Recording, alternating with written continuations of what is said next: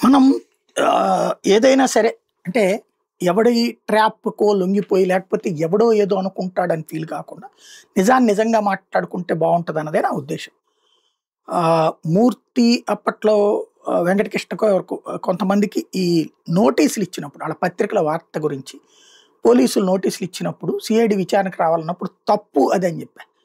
నువ్వు పేపర్‌లో ఏదన్నా వార్తొచ్చినా లేదా టీవీలో డిబేటొచ్చినా నీకు వ్యతిరేకంగా ఓ తప్పుడు ప్రచారం జరుగుతుందంటే ఖండించే అధికారం నీకుంటది. ఎక్కడైతే నువ్వు మాట్లాడారో అక్కడే ఖండించండి అని చెప్పి అడిగే అధికారం ఉంటది. వాళ్ళంత ఖండించినా గూడా ఏం లెక్కలోకి రాదు. బట్ ఓ ప్రయత్నం నీ చేతిలో అవకాశం ఉంది. లేదా పత్రికలో ప్రకటన ద్వారా అది ఖండించొచ్చు. అంతే తప్పించి ఆ జర్నలిస్టుల్ని, ఆ యాజమాన్యాలను ఏం చేయలేక జర్నలిస్టులు వేధించడం తప్పు అని ప్రస్తావించారు. అట్లాగే అంకబాబు గారు అప్పట్లో ఆయన ఏదో ఒక మెసేజ్ ఫార్వర్డ్ చేశారని ఆయన్ని పిలిచి విచారించినప్పుడు, అరెస్ట్ చేయడానికి ప్రయత్నించినప్పుడు తప్పని చెప్పా. ఎందుకంటే జర్నలిస్టులు, సీనియర్ జర్నలిస్టులకి ఈ న్యూస్ ఇన్‌స్టింక్ట్ పోలా.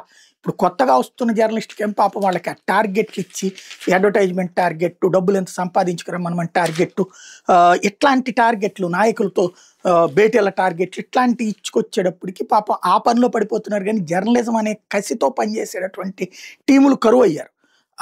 పాత తరం అయినటువంటి ఒకప్పుడు అంకబాబు గారంటే రాష్ట్రంలో ఉన్నటువంటి అన్ని పార్టీల నాయకులు ఆయన దగ్గరకొచ్చి గంటలు గంటలు వెయిట్ చేసినటువంటి రోజులు గూడా తెలుసు నాకు. అందుకని అలాంటి సీనియర్‌ని పట్టుకొని అట్లాగా వేధించడం కరెక్ట్ కాదని ఆ రోజున ప్రస్తావించా. అట్లాగే మొన్న టీ టీవీ5 మూర్తి విషయం. ఇప్పుడు నేను సిటీ కేబుల్‌లో పనిచేసిన రోజుల్లో తను ఈటీవీలో ఉన్నారు. తర్వాత నేను తేజ టీవీలో చేసేటప్పుడు, నేను టీవీ9లో చేసినప్పుడు తను ఈటీవీలో ఉన్నారు. అట్లాగా మేము అతను తెలుసు. అతనిలో బ్యాడ్ ఇన్‌స్టింక్ట్ ఉండదు.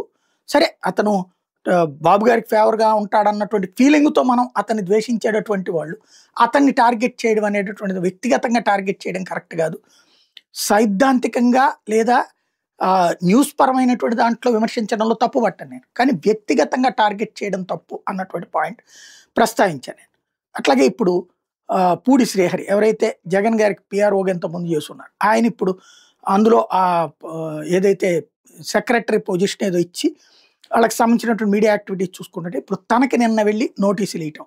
ఏమని మొన్న కర్నూలు జిల్లాలో జరిగినటువంటి బస్సు ఇన్సిడెంట్ గురించి మీరే చెప్పారట కదా. నేను విన్నదైతే గనక వాళ్ళ పార్టీ నాయలో ఉన్నటువంటి కొంతమందిని అడిగినప్పుడు కూడా ఆయన ఎట్టి పరిస్థితుల్లో నెగిటివ్ అంటే అతిగా దూషించేయి గాని, ద్వేషించేయి గాని పోస్టులు చేయొద్దంటారండి.